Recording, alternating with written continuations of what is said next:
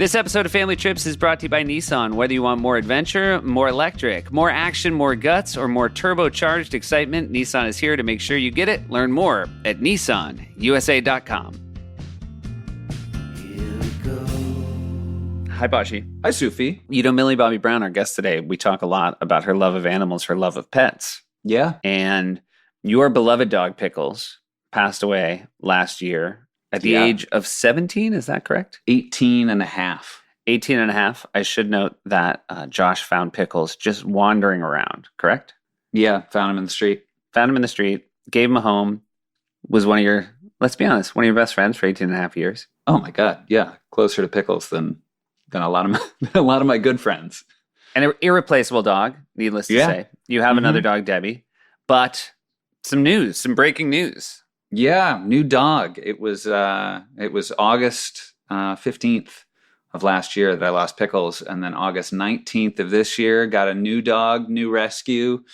Puts out a lot of Pickles vibes. In a weird way, Pickles, I don't know, it happens with a lot of people and their dogs. Pickles and you looked alike, and I feel like Woody and you already sort of look alike. Yeah, we do. It's a real sign of your arrogance that you'll only get a dog that looks like you. Yeah, well, there's that sort of, I don't know what it is, there's that sort of genetic thing that they say, like, babies look like the father, otherwise the father would just, like, run off. Yeah. And I feel like with Woody, we look so much alike. Yeah. I got a call from the rescue saying, you know, we need to know if you're going to keep him because he's still up on the website. And I was like, oh, yeah, no, I'm keeping him. Like, what? You did kind of slow play it with us. Mom, Dad, and I kept asking, and you said, we're going to decide. And I would see this dog sitting on your lap, and I knew. Maybe we knew before you that Woody was going to be full-time. Yeah. Like the same way with Debbie when we brought Debbie in, who we also just found on the street. You get a lot of street dogs. We needed to know that the dog that was already in the house would accept the new dog. It wasn't about you getting over the hump. It was about Debbie getting over the hump. Yeah. And yeah, he's done some stuff that's frustrating. Like he is a puppy. He chewed up a pair of my glasses that were instantly garbage after he chewed them up. He sort of flirts with the idea of eating poop that I'm really not a big fan of. But yeah, we're going to work through this stuff. We're going to take some classes together. Acting classes. Right? Yeah, acting classes. He really wants to do the classics. He wants to do the Greeks. Yeah, he wants to do Chekhov. And Frasier. And he wants to be the dog in a stage production of Frasier. Yeah. Hey, this is also something we want to both thank our listeners and then ask for another favor. We released our first listener episode 2 weeks ago. So much fun. It was so much fun. People have told us how much they like it. Our dad wrote, he said it was maybe his favorite one. He then did add the caveat that he just enjoys listening to his children talk more than he likes his children plus one famous person. But that was entirely predictable. Yes. Ultimately, it goes back to that thing Josh said about if you can see yourself in your babies, you want to listen to them do a podcast without people who don't look like you. Yeah. Yeah. But it was so much fun. Your stories were great. And so we're sending out the call again, this time, fall season related.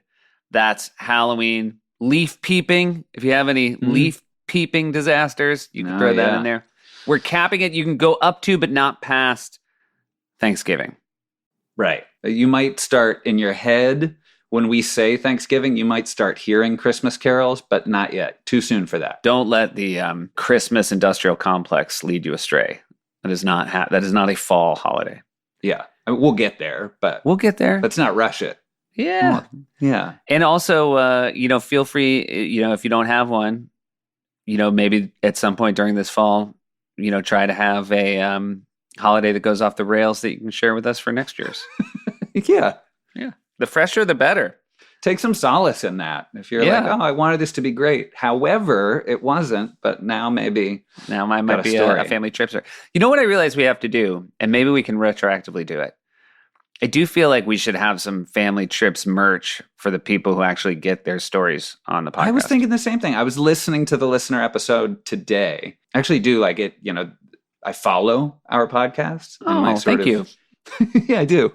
And initially I was like, I would listen to them at double speed because I was worried about our numbers. And I was like, I'm going to help because, yeah, very helpful. Yeah, but now I listen at like 1.5 speed. But it's sort of just like there in the queue sometimes. And if I'm on a walk with the dogs, if I'm out with Woody and I finish whatever podcast I was listening to and we sort of happen to be the next one in, it'll just roll in. And I was listening to a Listen episode, and I mean, the stories that were sent in were fantastic. And I do like hearing from people. And I was thinking that, the ones that make the cut, the ones that are on the show, yeah, I would love to be able to send something out to those people. I also think the thing that surprised me is the stories were great. They were so well told. And I just want, if you got a story on the episode, and if you want to get a story on the next episode, listen to how succinct and charismatically those people told their stories. So thank you so much for doing that. And the place to go to let us hear those stories is speakpipe.com/familytripspod. That's speak, SPEAK, pipe, PIPE. Put that, as Josh often says, put that in your pipe and speak it. Yeah, that's my new go-to. You used to say that even before SpeakPipe existed, and we always were wondering why you were saying it. I had some real language hiccups. Yeah. Yeah. And now, apologies to our dad, who's going to wonder who this British lady is that he didn't raise. Millie Bobby Brown is going to be our guest today. She is a delight, but first, there's a different delight. He is neither British or female, but he is Jeff Tweedy. Enjoy. Family trips with the Myers brothers. Family trips with the Myers brothers. Here we go. Hi. Hello. Hi. Millie, this is very exciting for us. Can I tell you why? Why? You are the first guest we've had on our podcast that neither of us has ever met before. What? That's very exciting. Yeah. That's very exciting. Well, I'm honored. Yeah. You should be honored. It should be. There's Yes. also this uncharted territory. We were very excited when your name came across the wires as someone that we might be able to talk to on this podcast, because I feel like we've been Amazing. tapping into friends Mm-hmm. and people who are like, yeah, we'll do it because we know you guys and why you're here. Yeah. I mean, yeah, we're honored. We're very Oh, honored, that's and we get to find out if we're the real deal now. If we can interview people we haven't met before, now we get Here to you know. go. Your journalism skills are put to the test. First of all, we're very excited to be interviewing you as an author. You are a first-time author. Congratulations. Thank you. Are you thrilled having written your first book? Yes, I really am. I think primarily because it's so important to my family and to my heart and my home. It speaks volumes for my family. So I'm really excited, and this has been a really long time coming. I feel like I was told these stories from a really young age, and so for it to actually, for them to be told in quite a beautiful way, I've been really, really excited to have it all written down on paper. So this is a family-inspired story. This is a World War II is where this takes place, and these are based on stories your grandmother told you. Mm-hmm. Yeah. Did she live nearby you? Did you have to travel to see her growing up? I had to travel to see her. Yeah. So I was born in Spain, but we went back to England when I was 4 because my maternal grandfather passed away.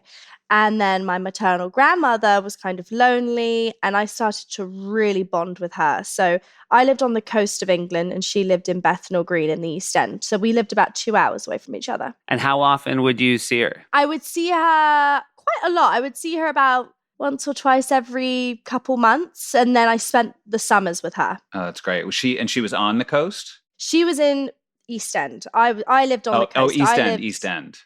Yes, the Gotcha. East End.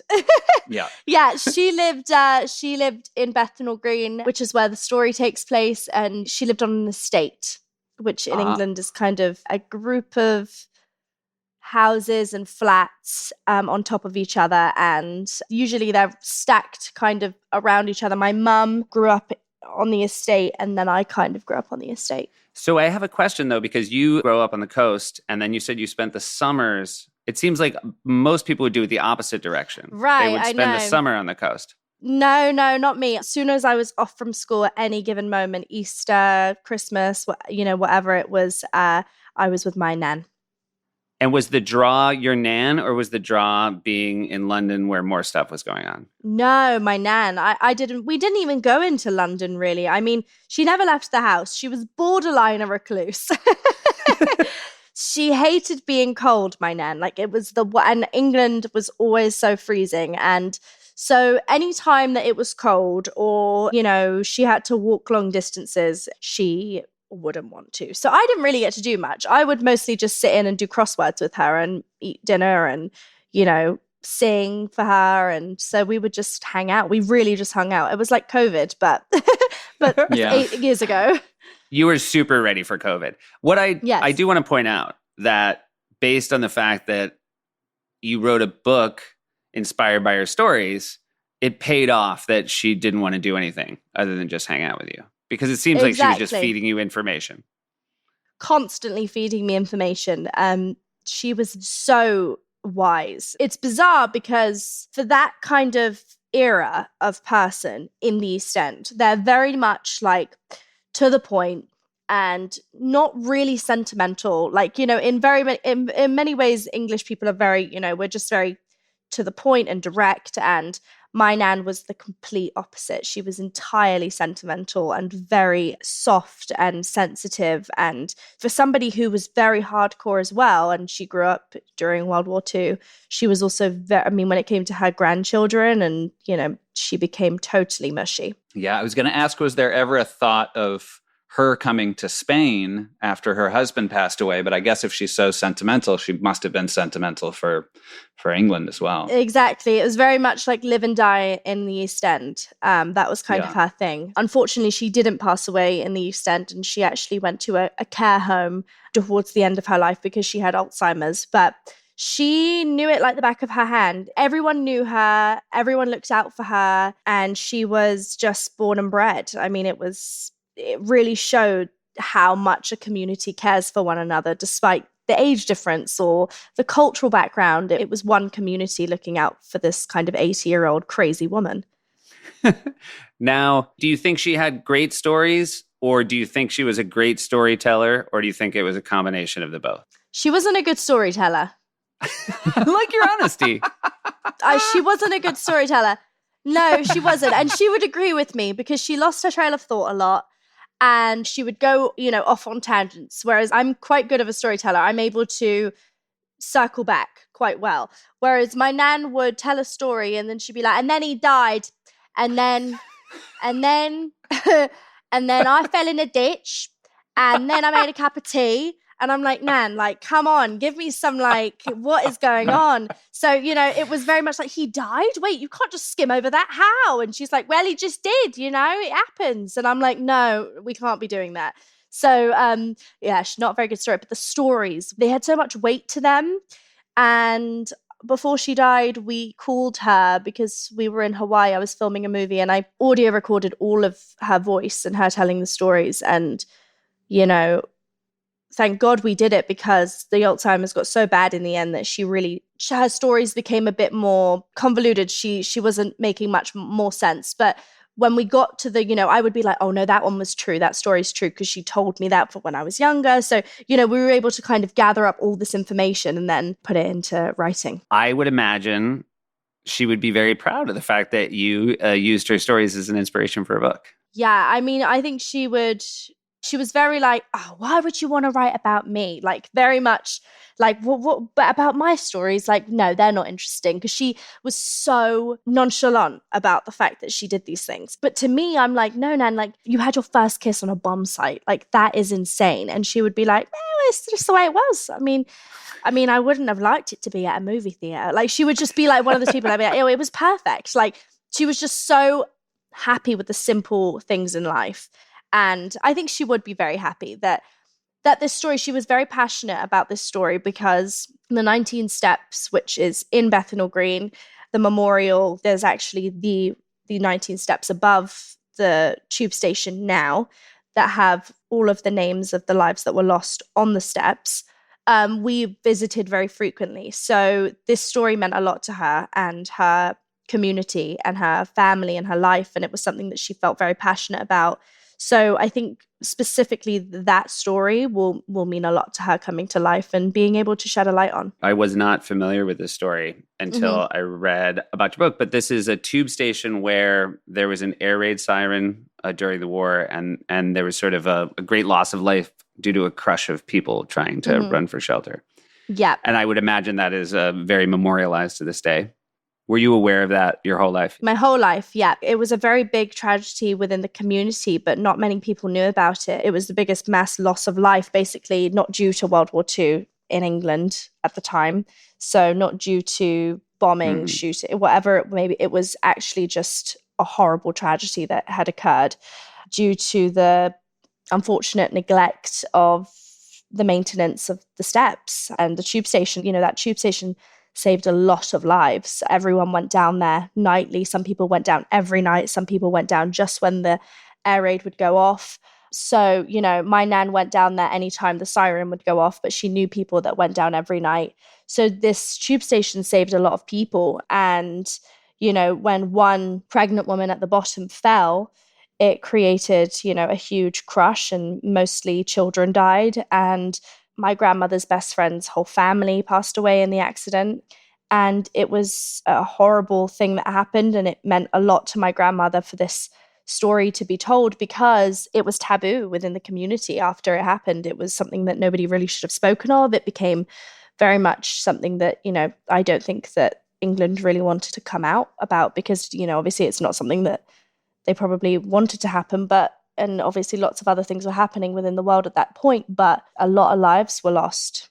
And, you know, that tube station saved so many people. So I do want to loop back on the fact that you lived on the coast, but you would vacation in East London. You also grew up in Spain, which is where a lot of English people go on vacation. But then would you take vacations back to England? You seem to always be moving in the opposite direction of people. Is that? I know. That's it's a common thread. Flights are cheaper that way. Yeah. Yeah, no. They got to get the plane back to pick up more English people, so they just let you ride free. No, I guess we went back to England quite a bit, but I felt like I was always on holiday in Spain. Right. It was really to go back to England to go see family and things, but other than that, we mostly just stayed in Spain. At the time you're living in Spain, I guess you have two older siblings, because you have a younger sibling who's not around yet. No. So did you not take a lot of what we would consider sort of classic family beach vacations because you were already in Spain? Yeah, I mean, I remember going to the beach a lot. I remember things like that. But my sister was, she's 10 years older than me. So she was 10 when I was born. So she was kind of like over me by the time I was around.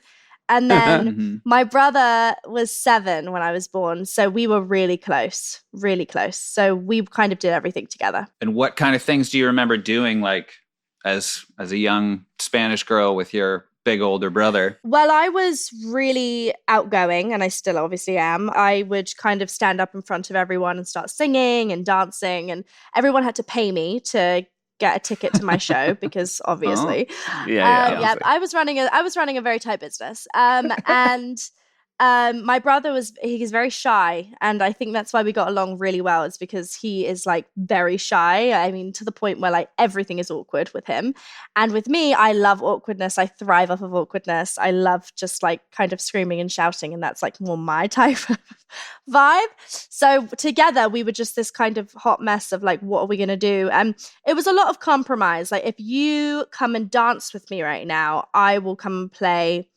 GTA with you. Or, you know, I would Grand come Theft in, Auto. you know. Just for our listeners who don't know, the GTA is Grand Theft Auto, the video game. Yeah, that was what we did. So it was a lot of compromise. It was a lot of compromise. Did this happen often to you? This is happening with my kids, whereas the older one will often make the middle one do things because he's a little shyer and he knows the middle one seems a little bit more in line with you. Has no shame, has no fear. And so if you give the kids money and say, you can have ice cream, but you have to go up to the counter and buy it, the older one immediately just takes the money and gives it to the middle one and says, go up to the counter and buy it. Like, he doesn't want to be the one to actually talk to adults. But I imagine at a very young age, you had no problem talking to adults.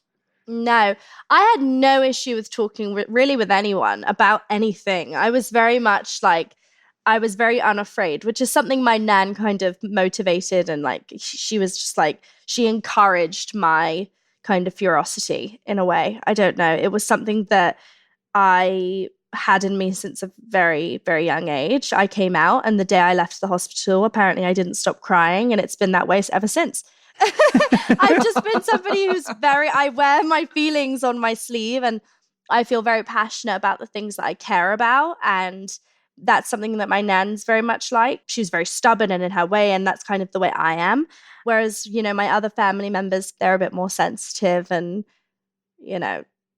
thoughtful. I'm more like, this is the idea, let's go for it, let's try it. And if it doesn't work, whatevs. Yeah, thoughtful is a great follow-up to sensitive, because it could have gone sort of a wrong way where they might take offense, but I feel like thoughtful is really thoughtful. My brother is very thoughtful. He's very very logical and thoughtful, whereas I'm more, here's an idea, let's try it out. And whereas my brother would have a plan as to what we're going to do, whereas I don't really need a plan. Like, I can just I'll just kind of improvise. Do you ever have memories of your whole family getting loaded into one car to go anywhere? Were you a road trip family at all?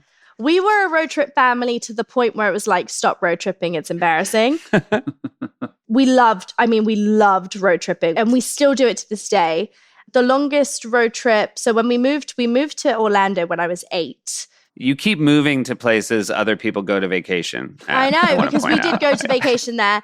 We went to vacation there to go to Disney, and then finally we decided that we were just going to move there. So we moved there when my sister was born. She was like 6 weeks old, and my mum, we all moved to Orlando. So we got our visas and we moved to Orlando.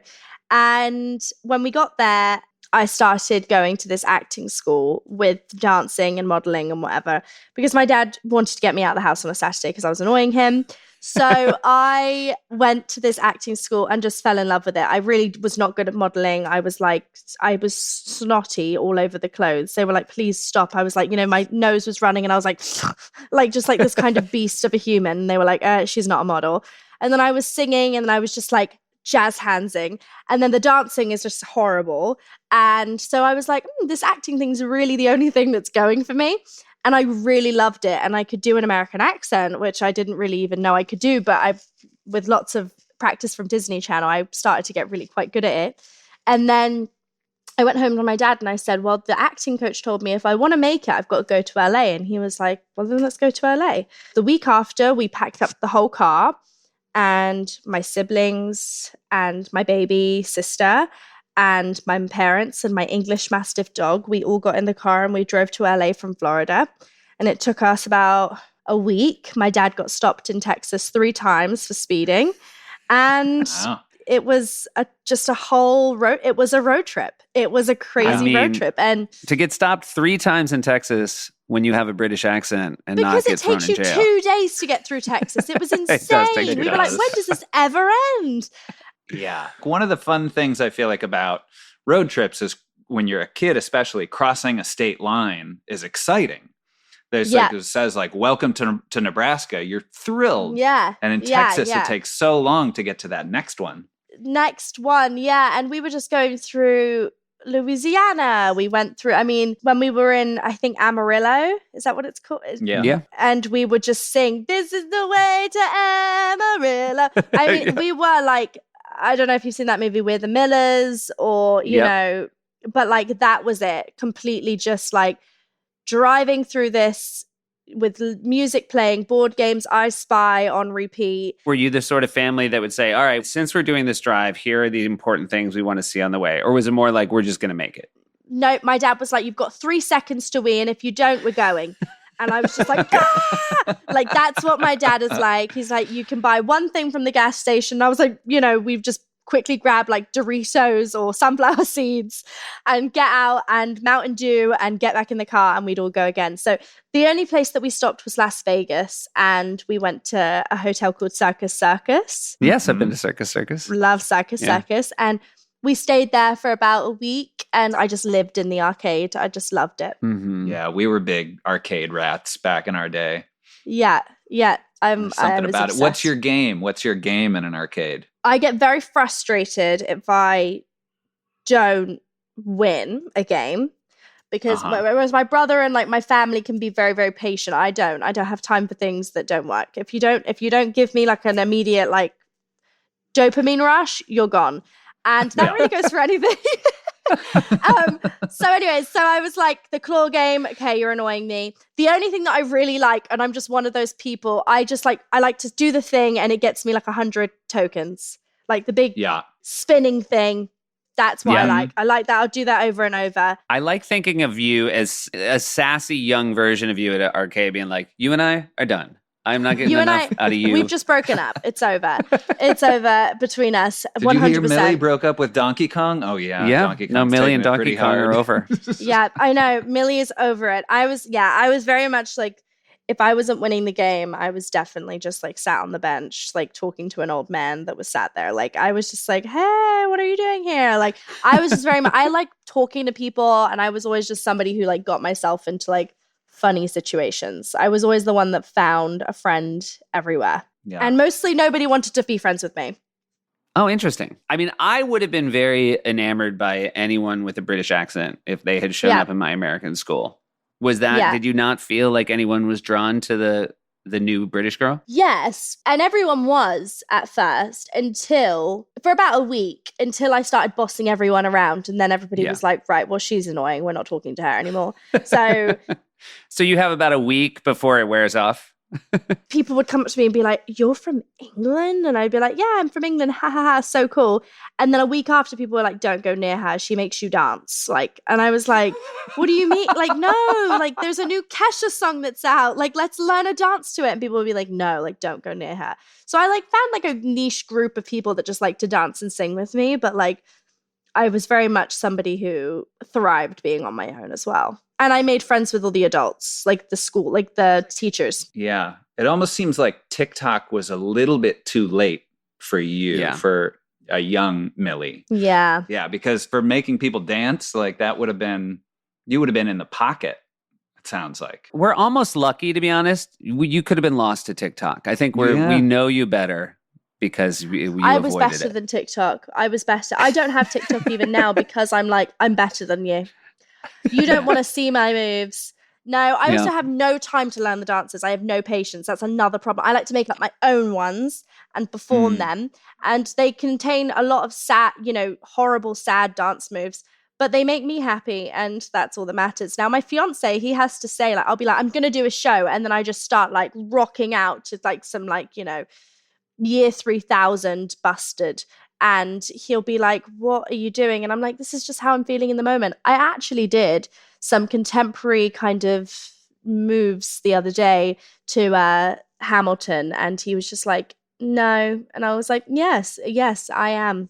I see my audience. Do you charge your fiance when you do a show like you used to as a young person? Okay, that's very sweet that you waive it. No, I've become smart. I've waived it. Like if if we're talking about like a full-on tour, a full-on tour show, I would probably charge. But no, right now it's free. I mean, he catches me in the moment, and he gets it he kind of watches me and he looks scared most of the time. You guys have been together for a while. Have you traveled together? Yes, we've traveled to a lot of places. I think the furthest place we've ever traveled, though, was Tokyo. Oh, wow. That's on my bucket list. Do you highly recommend? Highly recommend. It was beautiful. We traveled to 3 places in Japan, and it was just like a wonderful experience. It was a place where you go, oh my gosh, I'm in a completely different place. You really don't know anything about anything. And then you learn so much when you're there, about their culture and the kind of people they are. And it's such a wonderful place. We went to Osaka, we went to Kyoto, and we went to Tokyo. And we spent his 21st birthday in Kyoto. Wow. I figured out the subway system there just by using Google Maps on my phone. Because I stood by the ticket machine just watching thousands of people go through and just desperately trying to figure out what's my move here. Yeah. And pulling up sort of Google Maps on your phone gave me all the information I need in terms of how much money, what color line I need to go on, where I need to get off. And, you really feel like I've never solved a Rubik's Cube, but it felt like that to me. It was like that level of satisfaction. I really didn't expect that, like, when you're in Tokyo and you go to like a little town, like say you go to Shibuya or, you know, wherever you go to Shibuya and it's like New York. Like, it's like, just like, it's like Times Square, right? You go there. And then there's like 5 more of them, like surround, and you're just like, haven't I already been here? But no, it's a whole new place, a whole new theme, and it's just like, how is this like? It just keeps going and going, and it was a really spectacular place. Are you recognizable to people in Tokyo? So in Tokyo or in Japan, really, I learned that the culture is that sometimes they become shy when they first see a famous person. And so I really noticed that with my fans, that they were a little bit more shy and reserved. And then I was the one that was like, hey, like, hi, like, let's take a picture. And then they would really come out of their shell. And then the tourists there would really kind of primarily recognize me. It must be nice to have reserved fans. That seems lovely. It really is. It really is. Because it's such a, like, just as a new experience. I mean, you know, and it's just like, you know, and you know, Orlando Bloom was at an event that I was at, and he came out and everybody cheered for him. And when I came out, nobody cheered for me. And I was like, why? Why is that? Like, of course, Orlando Bloom's amazing, but like the difference. And they said it's because he has been there before and they've met him before. And I had never been there. And they haven't seen me in the flesh before, and so they're still shy toward me. And I was like, what a beautiful, lovely little thing. It's like, I don't know you. And it's just like very real, because it's like, I would be the same if I didn't know someone. I'd be like, who are you? What's your story? Why are you like making me take a picture with you? It's kind of strange. But actually, I would be the same way, is that I know this person, okay, I'm familiar with them, and I can be myself. It's also a very nice trick to make sure you come back. If they only cheer for you the second time. And now I'm very like, smart. I gotta get back there. I gotta get a cheer. Be honest. Was there anyone that you thought wanted a picture with you because they were being shy, and it turned out they didn't want a picture with you and didn't know who you were? Were you ever like, hey, we can get a picture, and they were confused? No, that didn't happen. It has happened to me before, just in life. Yeah, somebody came up to me and I was like, they were like, can you take a picture? And I was like, oh, sure, yeah. And I was like, went to take a selfie. They were like, of me and my husband. I was like, oh, okay, sorry. That's like literally want to crawl in a hole and die. That's like the most awful thing that ever happened.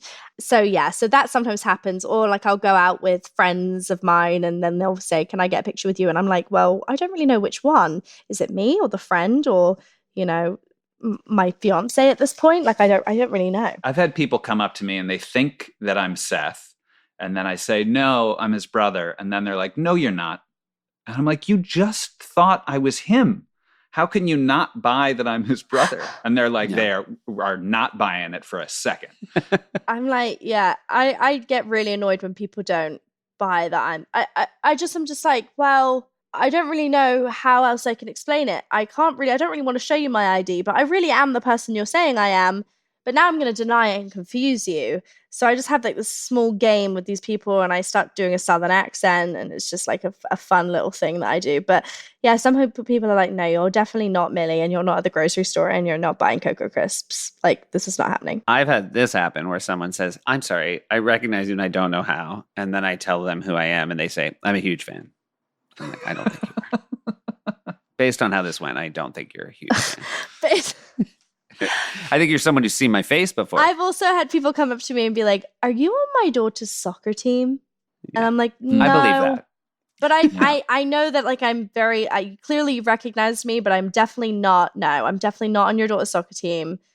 Your daughter's seen me probably on the TV, but that's it. I don't play soccer. But do you help them out? Because there's that risk if somebody says, they think they know you in regular life. You're like, no, I can actually answer that question. I have a television show. And they're like, no. No, still not it. Yeah, definitely not it. Yeah.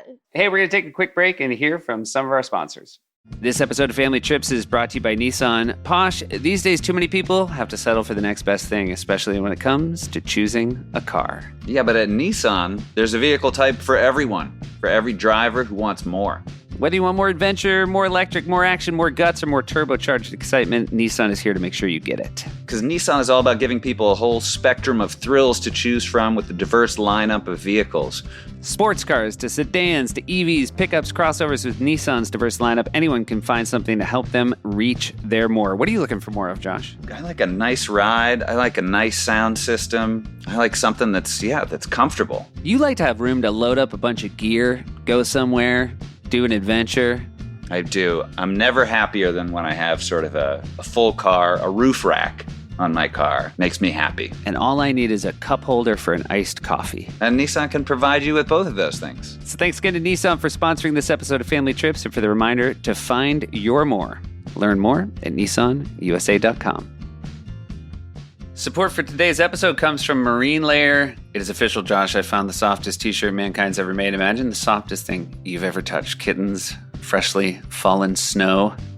A kitten who's freshly fallen in the snow. Now times that by 1,000. And that's how soft a Marine Layer t-shirt is. Sometimes I'm looking for a t-shirt, and I got a big stack of them in my closet, and some of them are a little bit rough. And sometimes you just want to put on something that you know is going to be soft and comfortable and stylish. And that's where Marine Layer comes in. I've sometimes been at your house needing to borrow a t-shirt, and some of your old t-shirts were like sandpaper with sleeves. Yeah, that's true. Well, if you've got t-shirts like that, also Marine Layer has a respun program.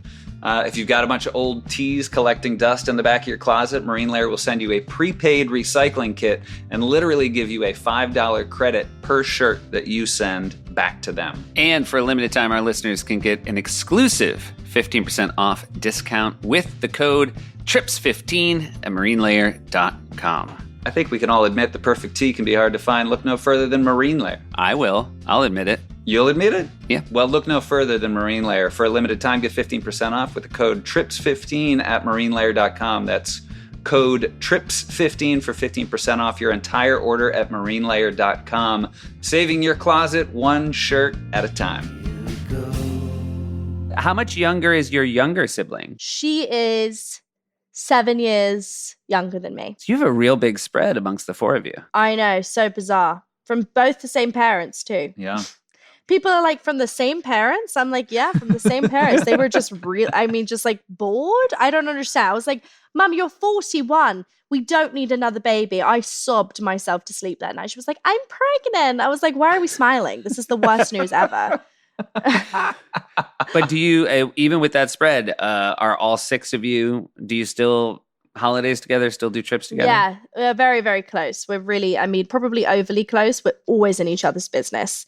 We have no secrets in the family. Everybody's kind of life is each other's. I'm obsessed with my parents. My parents are like my best friends. I made apple strudel last night. And my fiance was like, it's 11 o'clock. Like, don't go over to their house. And I was like, I gotta take it to them. It's gonna bother me. So I went over and my dad was like, what's wrong? And I was like, I made apple strudel and I want you to try it. And so my parents just sat there on the couch watching 90 Day, eating my apple strudel. And I was like, this is what life is. So I'm like best friends with them. And then my older sister and I are really close. We fought a lot as kids because she was older than me and I was a big personality and she was too. But now we've gotten older, we're like very, very close and we've kind of share so many things in common. And then my older brother and I are really close. And my little sister and I, because she is just so shy, my little sister is very, very, very shy and I'm really outgoing. So to her, I'm like this foreign planet. She's like, please get away from me. You're so embarrassing. And also like a little bit spontaneous, I'll be in a store and then I'll start like singing and she's like, oh, I can't deal with you. Like, get away from me. She's like, you're not serving right now. I'm like, I'm not serving? What are you saying to me? So it's actually crazy that the generation, like it's not even a generation. And yet like she knows things that I don't know already. And I'm just like, what trends do you know that I don't know? And it scares me because I'm like, I'm still 19. But that's how fast times are moving. That like she knows things that I don't. That's true. Do you have any examples of any of those new trends that you were unaware of that you're shock us? She comes up to me the other day and she goes to me, "You slay." And I was like, "What?" And I like know what "you slay" means, but she does this and then this to me, and I was like, "What?" Okay, so this is like, a V. We have a V finger that you then tip down like 90 degrees. She goes, is that what like we're talking this. And then she's like, "Yeah, you serve." And I was like, okay, I like that. Can I do that? And she's like, no. She's like, you're not serving right now. And I'm like, can you please stop pointing at me like that? I'm so scared. And yeah, she really, yeah. So those are the things that she's Can I doing. just say, and I hope this doesn't come out sounding bad. I'm so happy there's someone making you feel as old as you make us feel. Okay, exactly. Well, I think, and by the way, I never thought it would happen until I got actually a little bit older. Like, even in my 20s, like, my older sister can be like, no, how do you know that? But, like, seriously, when she's around her friends and Ava's talking with her friends, I'm like, what are you all talking about? You're all, like, shouting and yelling at each other in strange voices, and I clearly know that you're saying memes, but, like, I just don't know what they're on about. It's funny because you do a thing that, I mean, most people don't have, right? A sibling 10 years younger. And I think that is speeding up your knowledge of how far behind the times you are. Because usually True. it takes until you have your own kids where you're like, oh no. If Yeah. you didn't have a sibling who was 10 years younger, you probably wouldn't talk to anyone that was 10 years younger unless you worked with them on something. It's frowned upon to talk to 10-year-olds. It's frowned upon. have Yeah, no connection people are to. disgusted when you talk to anyone under the age of 13. No, I just think that the youth is like, I love like talking to like my sister's friends. I just think they're so funny, and I've always been somebody who like loves just kids in my life. Like, I love playing hide and seek and just hanging out. Like, I'm definitely like the number one babysitter. I'm somebody who just likes to make chocolate chip cookies and paint nails and, you know, do all the things. Is she your next door neighbor as well then? Mhm. Are your parents ready? Yeah. Okay, gotcha. So Yes. you see her a ton. Oh yeah, I see her a ton, and I have a lot of animals. So she's kind of always over helping me out with all my animals because she's a huge animal lover. How many animals do you have? This is gonna get long, so I'm gonna keep it short because this has always becomes a huge topic of conversation. But I have 8 dogs of my own, and then I have 3 cats. I have a rabbit. I have a donkey and a pony. I have 3 goats, 1 sheep, 2 cows. Am I missing anyone? No, that's it. I just want to say thank you because I a lot of people when they say I have a lot of animals, it turns out they don't. No, I know. You have a shitload of People animals. say to me like, "Oh, I can't get another dog. I have 2." I'm like, let me just tell you, like, coming through my house, you have to avoid poop like everywhere. It's like, oh, nope, there's one. You've spotted one, you get $5. I mean, obviously, you didn't grow up in a situation where you had pets like this, did you? Maybe having a mastiff Yeah. was like, well, I we had a have one mastiff. huge animal. Yeah. Yeah. It's true. It's true. I had one huge animal, and then I just like when I turned 18, I looked at my parents and I was like, so I want to get a lot of animals, and if you're not going to let me have them in my tiny room, then I need to move out. And they were like, well, you can move out, but just like don't move far. So then I moved next door. And then I was like, I'm going to get a bunch of animals. And so I ended up having a bunch of animals. My fiance loves animals. So we just kind of like, we just run this farm together. But, you know, farm animals are a whole different kind of thing. I got a donkey primarily because I wanted him to protect my dogs because coyotes stay away from donkeys, Yep. which is a thing. Mm. So I got this donkey, and then they were like, well, the donkey needs a friend because he'll get depressed. And I'm like, oh my God, here's Yeah, where they get do. me. They do. That's how they get you. My fiance is a horse person. You can't just have a donkey. Yeah. You can't just have a donkey. You can't just have a pony. You need, well, no, ponies like goats, and then goats like sheep. And then, well, then my fiance never asks for animals. And he's like, I love Scottish Highlands. And so we got 2 Scottish Highlands. So we just, yeah, we're huge animal people. We bottle fed most of them. So it's like very much like, you know, yeah. All right. Keeping in mind that your animals will never listen to this podcast. Yeah. Millie, who is your favorite animal of all your animals?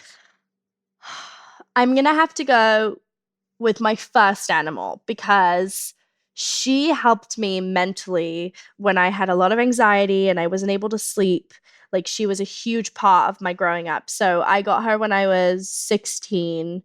Her name is Winnie the Pooh. She's a She's a miniature bear. poodle. She's a miniature poodle. But she is a small bear. She has the character of a bear because she's just a lot. She's like me. How do you feel like Winnie the Pooh has felt about the addition of all the other pets? Does she feel a little usurped? Sometimes she acts out and I have to check her. She'll run off and she's like, hey, and I'm like, no, don't test me. Like, I know what you're doing.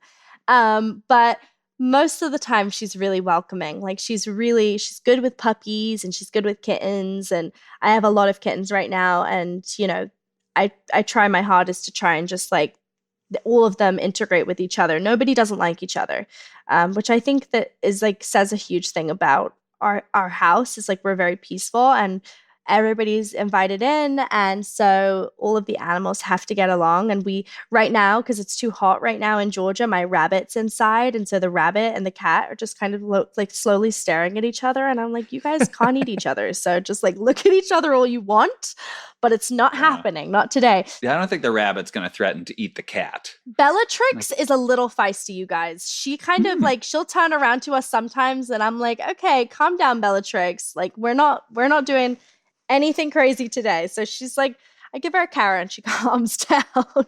Bellatrix, you're really not going with the mainstream animal names. No, I can't do that. Like for me, the names have to be a little strange. So I have Winnie the Pooh, and I kind of went on theme with characters, but then it got a little out of hand when I got to the farm animals. So I have like Bellatrix, and I have Winnie the Pooh, and I have Barbie. And I named her Bobby before the Barbie movie came out. So everybody, I take her out now and they're like, did you name her after the movie? And I'm like, Barbie was a thing before you guys.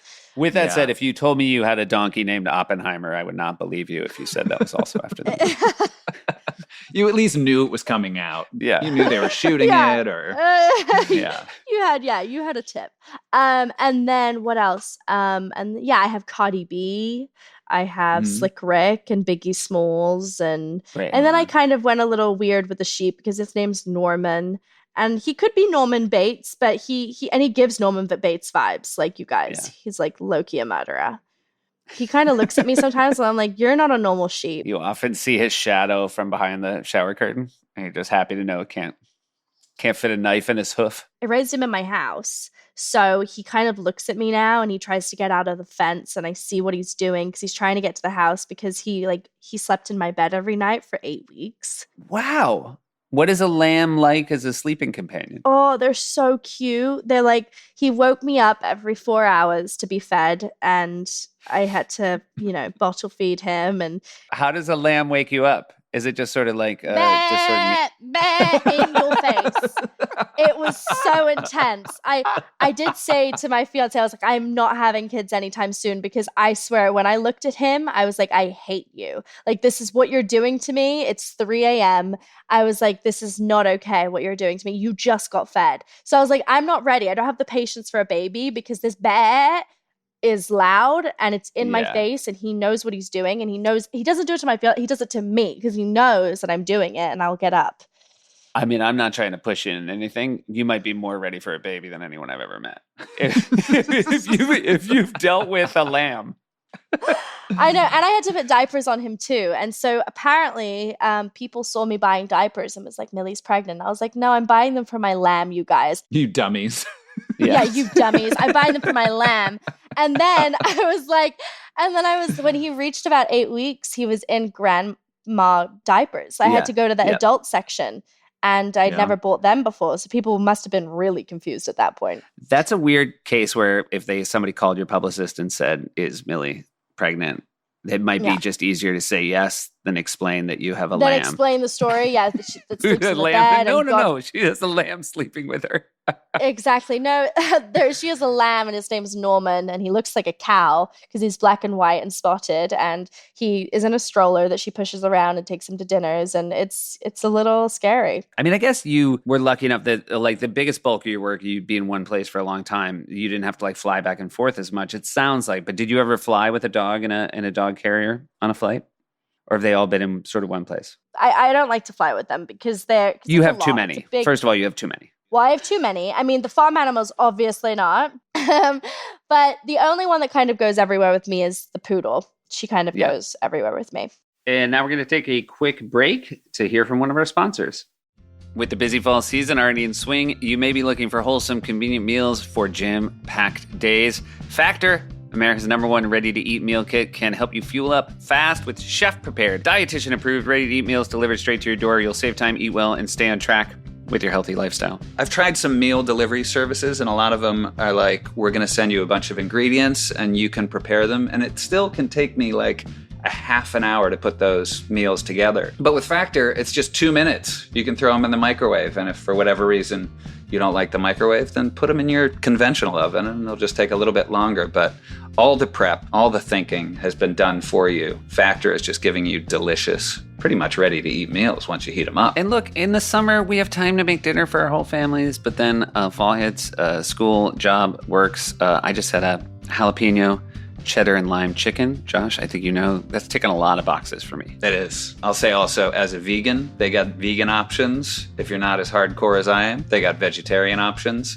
You don't have to heat up all these meals. They've got some lunch to go things, like grain bowls, salad toppers that are ready to eat. They got calorie conscious options. They've got protein heavy options if you're looking to get that protein and meet your wellness goals. Feel the best you can to tackle this autumn. So head to factormeals.com/trips50 and use code trips50 to get 50% off. That's code trips50 at factormeals.com/trips50 to get 50% off.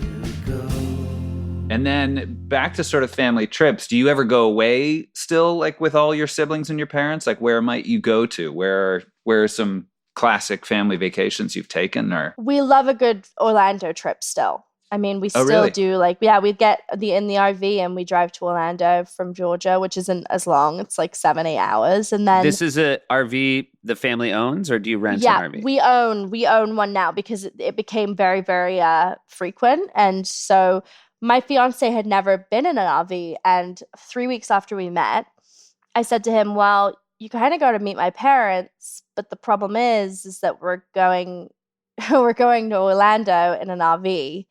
So you're going to have to figure it out. And he was like, oh, actually we were going to a beach house in Florida still.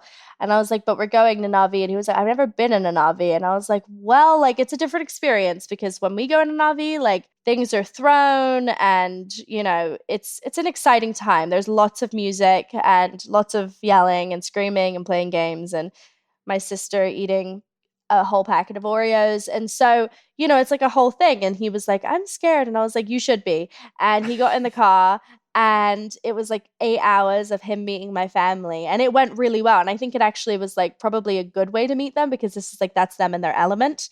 But I was like, if you can survive this, you can survive the family. And he did. I'm very excited this RV came up. I have a ton of questions about the RV. First of all, is your dad the only one who drives it? Yes. Okay. And is that his rules or no one else is interested? His rules. Okay. We're all bad drivers. Was he the one who knew exactly what he wanted in the RV, or did all of you sort of pitch in with opinions of what the RV should have? He was the one that did it. And then I was just like, we need a big TV and we need a bed and things like that. But he was the one that was he knew what he was doing because we've rented so many. Yeah. yeah. For people who are thinking about it, what's the maximum amount of people you think should be in an RV at one time? It depends. I mean, our one could fit comfortably 8 people. Yeah. But yeah, for a small one, we've done ones that are small and, could fit maybe 4 or 5 people. But then we had my godfather, Matthew Modine. We took him on a road trip and he came in the RV and we had our dogs with us. We had these calming bites that had hemp oil for the dogs. Well, he thought that they were treats for humans and he took one. And he slept for the whole duration of the rest of the trip and had the worst headache because there was catnip in it. And he was like, what did I eat? And we were like, dude, you ate a dog biscuit. And so he ate a calming bite and he started peeing on everything and barking at us. And it was a weird trip. All right. I have a quick question. And let me just say this. There's no bigger fan of Matthew Modine than I. But let's be honest. Did it actually look like it should be something a human would eat? No, or did he? Honestly, yeah, okay. he's the clumsiest person. He's so clumsy. Anytime that we do anything, something he'll either fall over. He's just too big. He's a very big, tall yes, he is. man. And you're just No, and he's just very clumsy, and he's just the best kind of person. But still, I was like, Matthew, it literally says dog calming bites. And he's like, I had no idea. And I'm like, go take a nap. He's like, why do I have a headache? Can you Google why I have a headache? I was like, because there's catnip in it. Yeah, he also has quite flopsy hair that I imagine for a clumsy person just sort of accentuates Suits him, any totally. trip or, yeah. He told me a very embarrassing thing on camera because we live in the same neighborhood in New York. And when I had him as a guest on my show, he said that he is often wanted, because we'd never met before. He goes, I've actually seen you and I've often wanted to say hello, but every time I see you, you're talking to yourself. Because I do. A knock on me, Millie, is that my wife will often tell people is that I am constantly talking to myself. And That's so true. very Definitely sweetly, true. Matthew Modine never wanted to Did interrupt. you always do that? I think I always did it. I think Yeah. I did it more when I started having the stress and anxiety of a career. But I think I've always been. Well, Josh, you've known me forever. Do you think I always talk to myself? Yes. Okay. Well, there you go. I'm trying to give it a reason, and it turns out it's always been this way. Yeah. My dad talks to himself, and I'll see him. And you know who else talks to himself? My fiance. The other day, we were sat on the couch, and it looks like he's almost having an argument with someone. And then I looked at him more intently, and he just goes, and I go, Jake, are you okay? And he goes, first of all, did you see that? And I was like, yes. And he was like, second of all, I was having an argument in case somebody said that Anakin Skywalker wasn't the best character in Star Wars. And I was like, what? I was like, You that never is know. what you're fighting You over? And he was got to like, be prepared. yes. You never know when that argument might start, and you want to have your points laid out. I think that argument is going to start with most Star Wars fans. I think if you were like, Yes. Anakin Star Wars is the best character in all the Star Wars, I think that someone would say, actually, you're wrong. Yeah. But it's good that Jake's prepared. Yeah. Yeah, he was like, just makes me so mad. And I was like, okay, are you okay? And he was like, I don't know. And I was like, okay, I'll talk to you in a bit. And I left him alone because he felt so passionate about the fact that he needed to have this argument. And I was supportive of it. It was very, very important to him. And so, and this is in the stages of us watching all of them. He was introducing me to all of them because I promised him before we get married, I'll watch all of the Star Wars intently. And so his favorite one is Revenge of the Sith. And so, for that one, I really had to sit there and watch. And he watches me watch, which makes me feel uncomfortable. Ooh. Yeah. Because he Yeah, just that's is like, tough. did you see that? Do you understand that? And I'm like, yeah, I understand it. He's like, I don't feel like you did. So basically, the Death Star is, and I'm like, okay, I get it. I really get it. You've told me this a bunch of times. We have, Yeah. The Death Star could not be named better for what it is. Not a It lot really- of subtext on the Death Star. Tell Jake from me Han Solo. Yeah. Just probably tell him. Han Solo. okay. Yeah. And Empire Really? Strikes Back.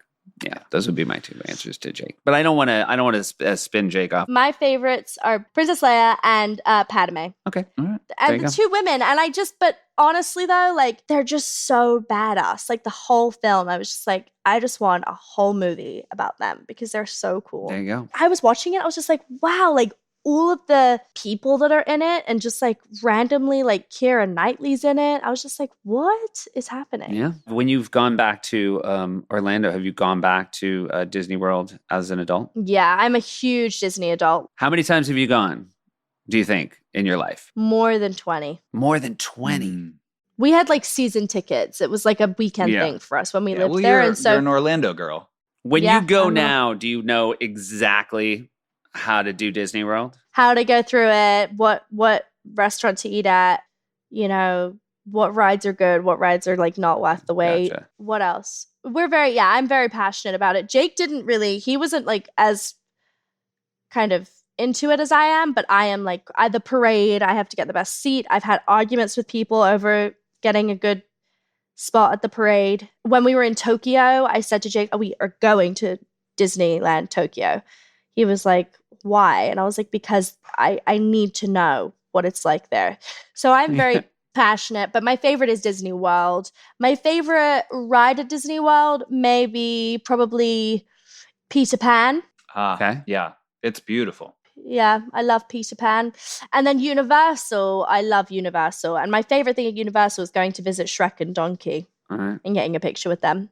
They knew. They were like, we can't just do Donkey. We got to have Shrek or else Donkey will get upset. And yeah, He needs a I know. friend. And I actually only go there for Donkey, but I have to give Shrek a picture. Yeah. I've actually had Disney characters recognize me and then run backstage, take off all of their things, and run back out and take a picture with me. And I'm like, I'm so glad that you didn't ruin all these children in line their dreams, because you were just Buzz Lightyear. It would have been amazing if you had the capacity to take off your head, as if it turned out that you weren't actually. You Millie. weren't actually. You were. Yeah. I hope that none of those people ever ran back to put the costume on and their supervisor was there saying, you can just keep your street clothes on and go home because you can't abandon Goofy in the middle of a day. Yeah. Yes, exactly. We cannot thank you enough for your time. But Thank before we you. let you go, my brother has some questions to ask you that we ask all our guests, and then I'm going to ask Okay. you. All right, here we go. You can only pick one. Is your ideal vacation, are you relaxing? Is it adventurous or is it educational? Adventurous. All right, Okay. very good. Your preferred means of transportation, is it train, plane, automobile, boat, bicycle, foot? I don't like flying that much, so probably a car. Okay. Yeah. I think you got that RV life. That makes sense. You figured it Yeah. out. You've cracked the code. Yeah. If you could take a vacation with any family other than your own family, which family would it be? This could be fictional. They could have existed in history, but a family other than your family. The Croods. The Croods. I am so confident we're never going to get that answer again. It was the Croods said with the sort of confidence that it's the only answer. It's the only answer. You were nodding very early on in that question. I feel like I was giving you all the I was caveats and prepared. you didn't need any of them. The Croods. Lovely. Great. And then if you had to be stranded on a desert island with one member of your family, who would it be? My dad. All right. He would Dad he would making the keep us cut. alive. Very sweet. And then I feel like you're from kind of a bunch of places. Where do you say you're from? I say I'm from England. Okay. From whereabouts? Yeah. From what's the town again? I'm sorry. I just kind of say London, but Okay. I am from Bournemouth, which is the town that I actually lived in. Would you recommend Bournemouth as a vacation destination? Yeah, some spots of it. Yes. It's actually quite a big holiday spot for Oh, well, there you go. Yeah. UK Yeah. People are That's doing sort it. of People are southern doing it. coast of England. Yeah. And I Yeah, feel like a lot yeah. of people. Yeah. Yeah. Yeah. And then Seth has the last question here. Do you think it's rude to make people watch you dance? I'm kidding. That's not the question.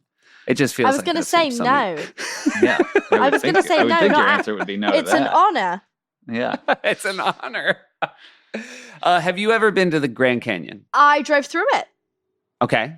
On the way when to we LA? had to go to LA. Yeah. Wow. Did you stop? No, I didn't stop. I would love to though. There's talks that we probably might do it, but my parents on their honeymoon did a helicopter and picnic on the Grand Canyon, so they loved it. But my mum vomited the whole way back. But This, by the way, that is every story about the Grand Canyon is people go, Really? I love it. You got to go. Puke the whole time. Yeah. So here's the thing. Josh wants to go. I don't. You have not helped break the tie at all. I'm sorry. I That's all want right. to do it because it's beautiful, but my mum vomited the whole time, and if she's vomiting, I know I am.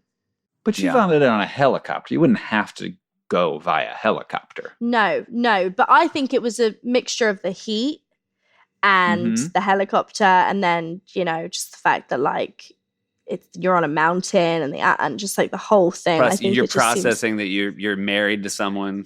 you're that married I to think someone. makes Do people you uneasy. love him? Is he Yeah. the father of your You children? probably know you're gonna have one kid every 10 years for the rest of your life. Literally every 30 years. But if you went to the Grand Canyon, you could ride a donkey down No, there. I would love that. I really would love that. I Yeah, really see? would. Mm. Yeah. All right. Seems like you're Team Canyon. I Thank you so am. much. We'll take her. We'll take her. Congratulations on the book. It was just absolutely lovely meeting you. Thank you so much, guys. It's been a pleasure. Bye. Bye.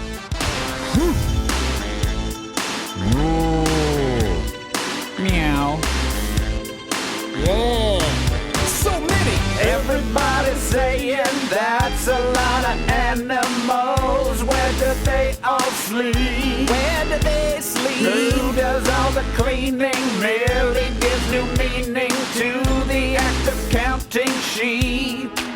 When she got Norman, he was just a baby, or just a little lamb. She bottle fed him, and he slept in the bed.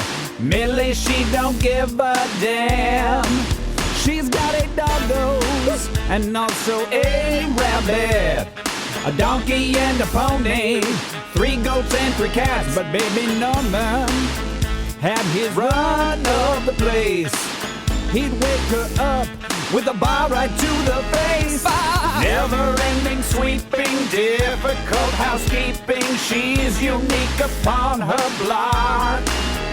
'Cause when you've got a sheep in bed, when you are sleeping, you don't need an alarm clock.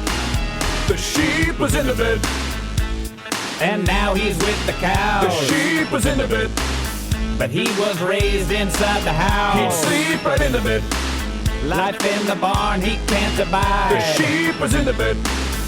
And what he wants is to come back inside.